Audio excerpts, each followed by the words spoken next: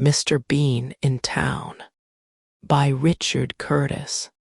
Chapter 1. Steak Tartare. It was Mr. Bean's birthday, and he wanted to enjoy it. What could he do? How can I make this important day a happy day? He thought, I know. I'll go out to a restaurant for dinner this evening. I'll enjoy that. Mr. Bean didn't often eat in restaurants. They were sometimes very expensive, and he sometimes did things wrong when he was in a new or strange place. Oh dear, life wasn't easy for Mr. Bean. That evening, Mr. Bean put on a clean shirt. He put on his best coat and trousers. He put on his best shoes. Then he drove to a restaurant in the center of town. He arrived at 8 o'clock and went inside. It was a very nice restaurant. Everybody was wearing their best clothes, and there were flowers on every table. I'm going to like it here, thought Mr. Bean. This is a good restaurant for my birthday dinner. The manager met him at the door. Good evening, sir, he said. How are you? Would you like a table for one? Yes, please, said Mr. Bean. Follow me, sir, said the manager. He walked across the room to a table, and Mr. Bean went after him. Here you are, sir, said the manager. This is a nice table. He pulled the chair away from the table. Then he waited for Mr. Bean to sit down. Mr. Bean looked at him. Why is he taking my chair away? Thought Mr. Bean.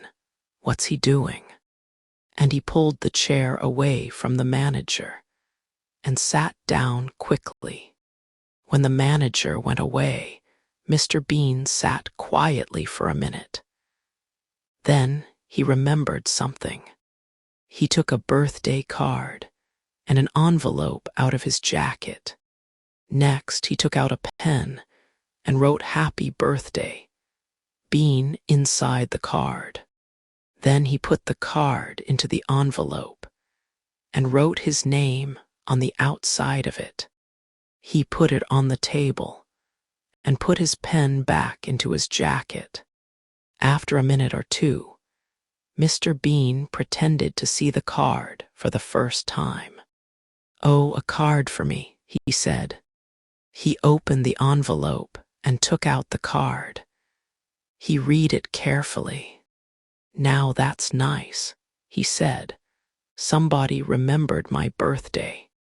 And he stood the card on his table.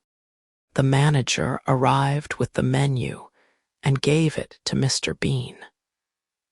Mr. Bean started to read it. Oh dear, he thought, everything's very expensive. What can I have? Mr. Bean got out his money.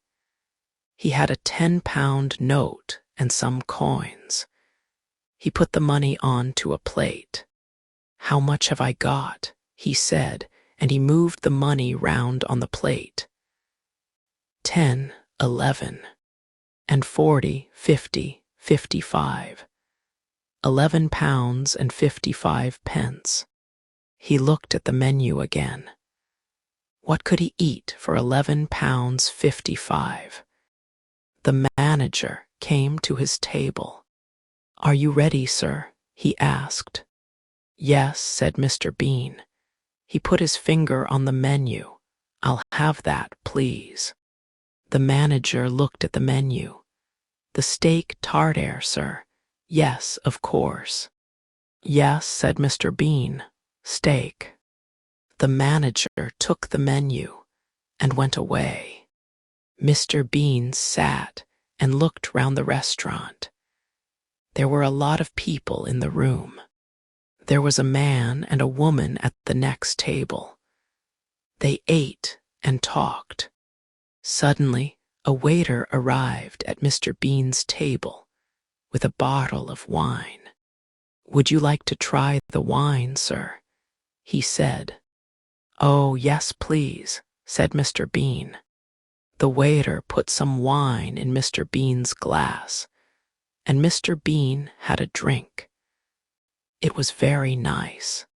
He smiled, and the waiter tried to put more wine into the glass. Of course, the waiter was right. First, the customer tries his wine. When he is happy with it, the waiter gives him more wine. But Mr. Bean didn't know this, and he quickly put his hand across the glass. "No, thank you," he said. "I don't drink wine when I'm driving." The waiter looked at him strangely and walked away.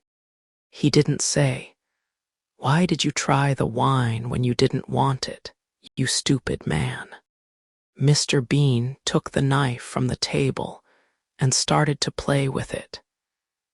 He pretended to be a bad man. He pretended to push the knife into somebody. But he didn't really want to kill anybody, of course. It was a game.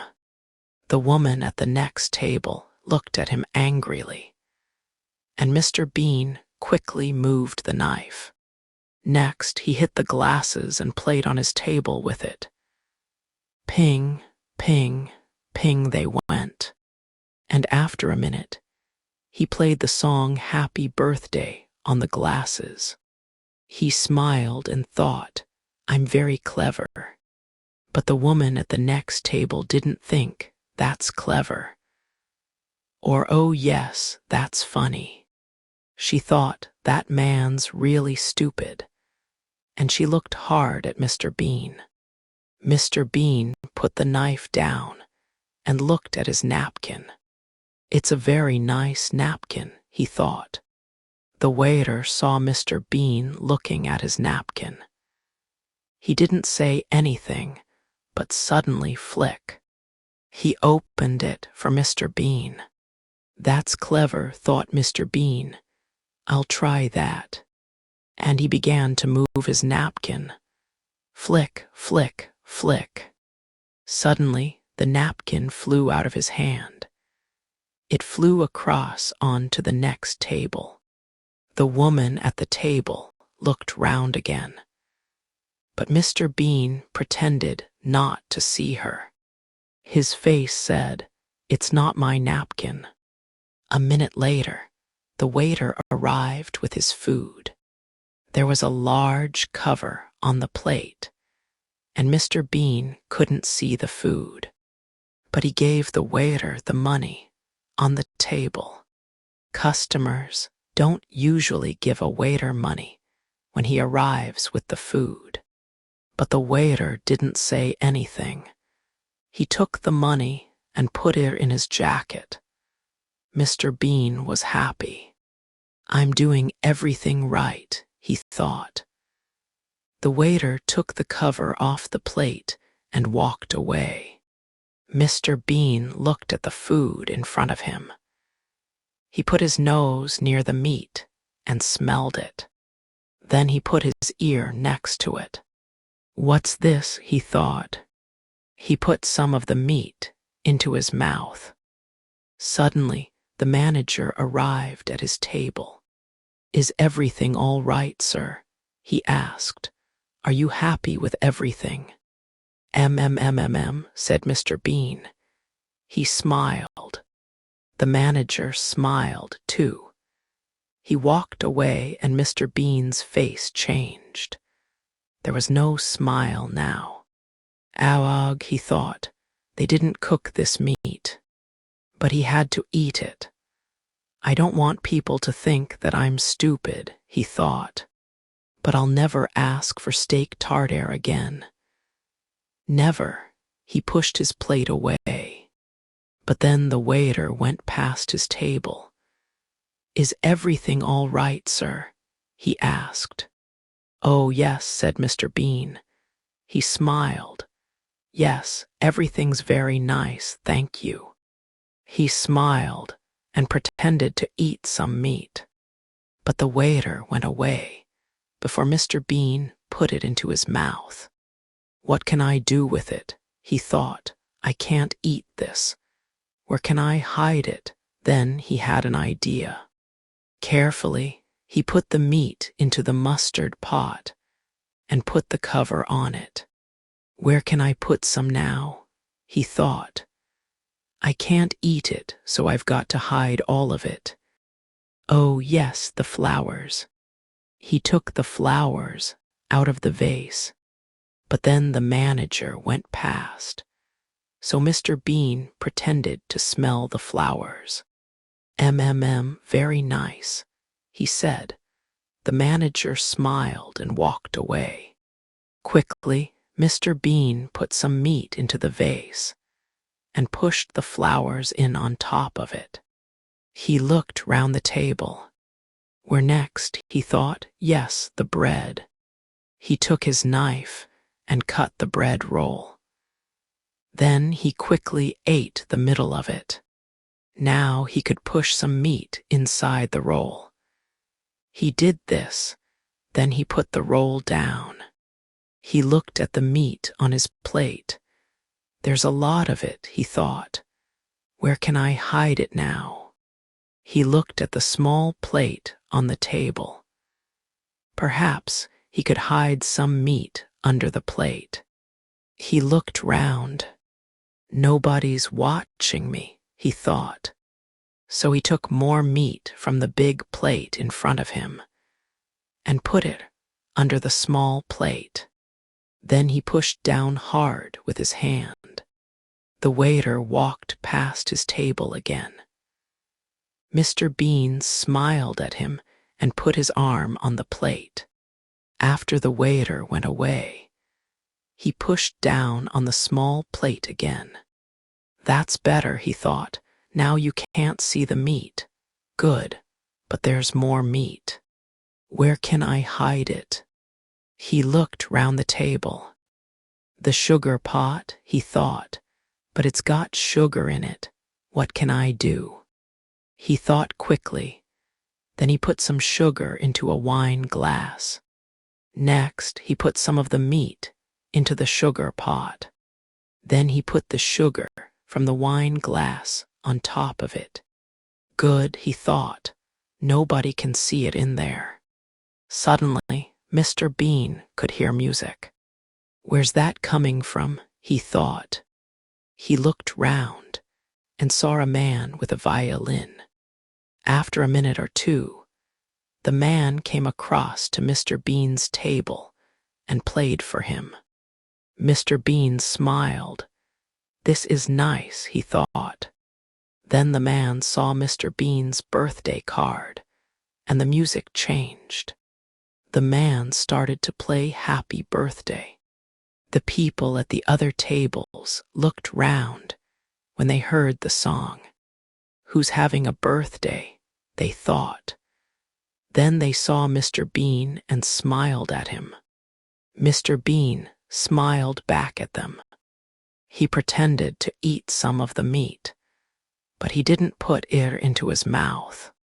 The man with the violin walked round Mr. Bean's table and watched him. He played his violin and waited for Mr. Bean to eat the meat. And he waited and waited and waited. I'll have to eat some, thought Mr. Bean. He'll only go away when I eat it. So he put the meat into his mouth, and the man with the violin turned away to the next table. The meat was in Mr. Bean's mouth, but he didn't want to eat it. He wanted to put it somewhere. But where? He looked at the man with the violin. He moved quickly. He pulled open the back of the man's trousers and opened his mouth. The meat fell inside the trousers. He smiled. That was clever, he thought. The man with the violin moved round the next table. He played a song to the man and the woman. The music was very beautiful. They listened and drank their wine. They watched the man with the violin, so their eyes weren't on Mr. Bean. Nobody's eyes were on Mr. Bean. He saw this, and he had an idea. Mr. Bean quickly took the woman's bag from the floor. He opened it and pushed some meat inside it. Then he put the bag on the floor again. But when he did this, he accidentally put his foot out. The waiter walked past with some plates of food, and he fell over Mr. Bean's foot. The plates fell on to Mr. Bean's table and on to the floor. There was a loud crash, and the people at the other tables looked up quickly. "What happened?" they said. Then they saw the waiter on the floor. "Oh dear," they said. Now Mr. Bean had another idea. Here was the answer to his problem. He moved very quickly. He pushed the meat from his plate onto the table with the other food. Then he pretended to be very angry. "Look, you stupid man," he said to the waiter. "Oh, look at this." The waiter got up from the floor. "I'm sorry, sir," he said. "I'm really very sorry." The manager arrived at the table. "I'm very sorry too, sir," he said. "Oh, the food." "Yes, it's everywhere," said Mr. Bean. "Look, it's in the mustard pot, it's in the bread roll, it's in the vase of flowers." He took the woman's bag from the floor, and it's in here. He pulled open the back of the violin player's trousers. And here, the waiter couldn't understand it. "Go back to the kitchen," the manager told him, and the waiter went away. Then the manager turned to Mr. Bean. "Please, sir," he said, "come with me." "What?" said Mr. Bean. "Oh, yes, all right." The manager took Mr. Bean to a clean table. "Sit here, sir," he said. Mr. Bean sat down. "Thank you," he said. The manager opened Mr. Bean's napkin. Then he got the birthday card from the other table. He put it on Mr. Bean's clean table. "Thank you," said Mr. Bean. The man with the violin came across and played Happy Birthday to him again. Mr. Bean smiled. Now everything was all right. "Now I can start again," he thought. "And this time I'll do everything right." The waiter arrived at Mr. Bean's table. He put a plate in front of Mr. Bean. The manager smiled and took off the cover. Mr. Bean looked down, and he stopped smiling. There, in front of him, was a very large plate of steak tartare. Chapter 2. The Laundrette. A lot of Mr. Bean's clothes were dirty. "I'll go to the laundrette this morning," he thought. "I'll take the car." He put his dirty clothes into a very large black bag and took the bag out to his car. He put it inside. Then he got in and drove to the laundrette. The laundrette wasn't very busy that morning. Before Mr. Bean arrived, there were only 2 women there. The younger woman was with the laundrette manager. "I've got to wash a lot of clothes," the young woman said to the manager. "I'll want a big washing machine." "This is one of our bigger machines," said the manager.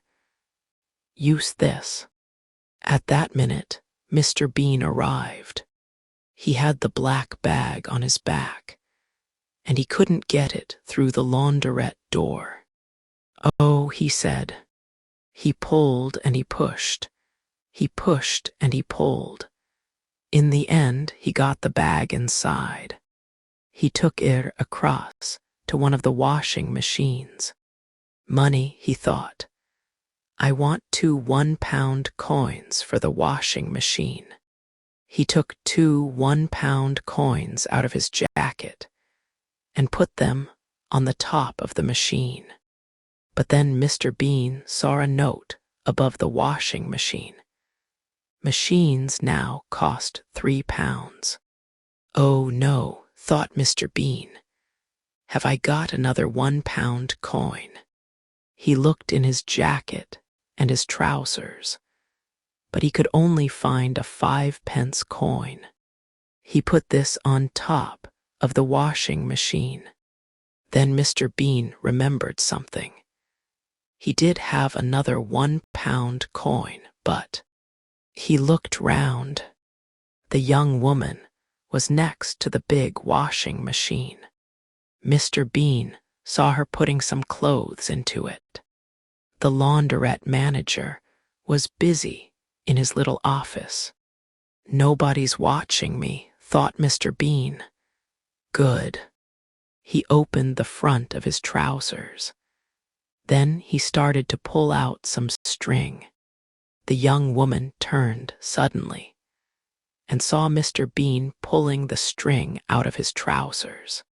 What is that man doing? She thought. Mr. Bean saw her looking and turned away quickly. But now the older woman looked at him. Her eyes opened wide. That's a strange man, the woman thought. He's got string inside his trousers.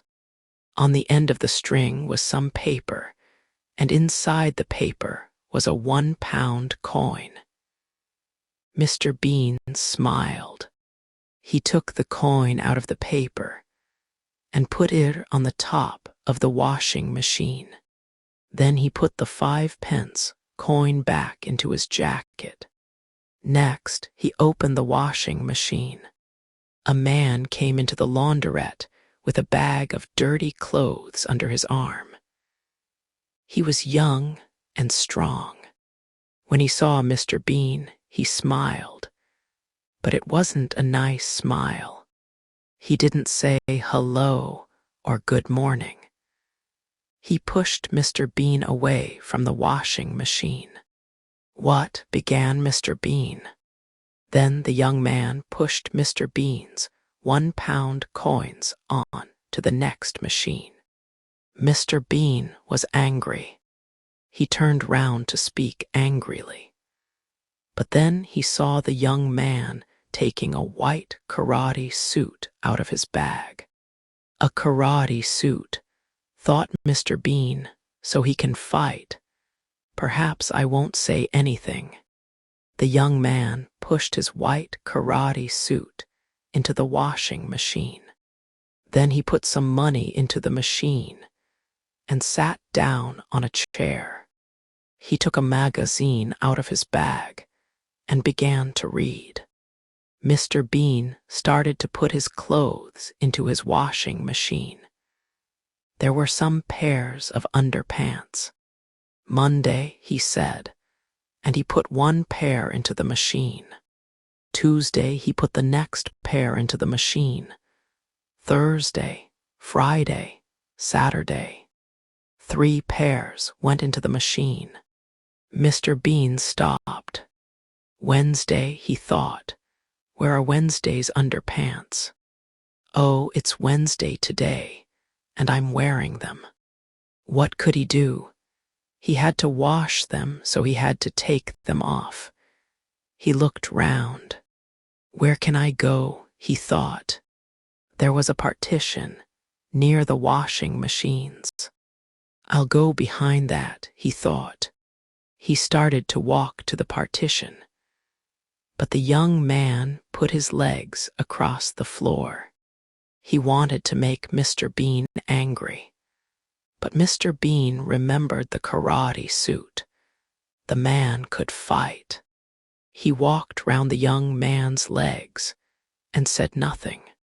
He went behind the partition and carefully took off his brown trousers. The young woman put some of her clothes into one of the very big washing machines. The other clothes were on the top of a smaller machine near the partition. She didn't watch her clothes very carefully. She didn't see Mr. Bean put a hand round the partition, and she didn't see him put his brown trousers down with her clothes. Mr. Bean took off his underpants, Wednesday's underpants. Then he put his hand round the partition. He took something, but it wasn't his brown trousers. It was a long brown skirt. Mr. Bean put on the skirt and came out from behind the partition. He walked back to his washing machine. The young woman took the brown trousers from the top of the smaller washing machine. She didn't look at them. She put them into the big machine. Next, she shut the door of the machine and took a magazine. Then she sat down on a chair near the dryers and started to read. She had her back to Mr. Bean, so she didn't see him wearing her skirt. Mr. Bean put his Wednesday underpants into his washing machine. Then he closed the door and put in his 3 one-pound coins. He sat down on a chair and saw the skirt. Oh no, he thought, what's this, a skirt? Where are my trousers? The young man walked past, and Mr. Bean tried to hide the skirt with his hands. I don't want him to see me in this skirt, he thought. What will he think? The young man went across to a machine on the wall and bought a cup of conditioner. Mr. Bean got up and went back to the partition. He looked at the washing machine next to it and remembered the young woman's clothes. She put my trousers in the big washing machine with her things, he thought. He went across to the big washing machine and tried to open it, but he couldn't do it. I'll have to wait, he thought, and he walked back to his chair. The young man put his cup of conditioner on the top of his washing machine. Then he looked at Mr. Bean and saw the skirt. He started to laugh. Mr. Bean looked away quickly. He got his black bag, and a pair of underpants fell out of it. Oh, Sunday's underpants, he said. He tried to stop his washing machine and open the door, but the machine didn't stop. What can I do? He thought. He looked down at the skirt. I know. I'll wear Sunday's underpants under this skirt. That's a good idea. He looked round, then went across to the conditioner machine, away from the other people. Carefully, he started to put on Sunday's underpants. He put his feet into them, and suddenly he couldn't pull them up. He couldn't move them. There was a strange foot on them. It was the young man's foot. Mr. Bean turned round and saw the young man laughing at him. Mr. Bean wanted to shout, "Go away, you stupid man." But he was too afraid. After a minute, the young man laughed again and went back to his chair. Mr. Bean quickly pulled up Sunday's underpants. He was angry. I don't like people laughing at me, he thought, and he looked at the young man. What can I do to him? I can't fight him, he's too strong. Then he had an idea. There was a coffee machine next to the machine for conditioner. Mr. Bean went across to it and got a cup of black coffee. He smiled and walked back to his washing machine with the coffee. The young man's eyes were on his magazine. He didn't look at Mr. Bean or the washing machine. Now, thought Mr. Bean, and he quickly changed the young man's cup of conditioner for his cup of black coffee. Then he carried the cup of conditioner to his chair and sat down. He smiled. That will teach him a lesson, he thought. After a minute, the young man stood up and went to his machine. He had to put the conditioner into it now. He stood next to the machine and laughed at Mr. Bean's skirt. So he didn't look at the cup when he put the conditioner into the top of his washing machine. But of course, it wasn't conditioner. It was black coffee. Mr. Bean tried not to laugh. The young man sat down in his chair again and looked across at his washing machine. There was a window in the door, and the young man could see his white karate suit going round and round in the water. But the suit wasn't white now. It was brown. What? He shouted. He jumped up. He ran across to the cup and looked inside it. Then he put it to his nose and smelled it. Coffee, he shouted. Then he looked across at Mr. Bean. Did you? Mr. Bean didn't answer, but his face said, Who, me? He pretended to drink his cup of coffee. But it wasn't coffee, it was conditioner. The young man went to find the laundrette manager. Mr. Bean stopped drinking and said, Ag. The young man showed the brown karate suit to the laundrette manager. What's wrong, sir? Said the manager. This karate suit was white when I came in here, said the young man. Now look at it. What did you do to it? Said the manager. Me, I didn't do anything to it, said the young man angrily. He pulled the manager across to his washing machine. This is your machine. Is that right? Why, yes, said the manager. The young man showed him the karate suit again. This cost me £200. He said, What are you going to do about it? Will you come to my office, please, sir? Said the manager. We can talk about it there. Mr. Bean sat opposite a large dryer. His underpants and other things were in the machine. They were clean now and nearly dry. Mr. Bean waited. After a minute, the dryer stopped. He got up and opened the door.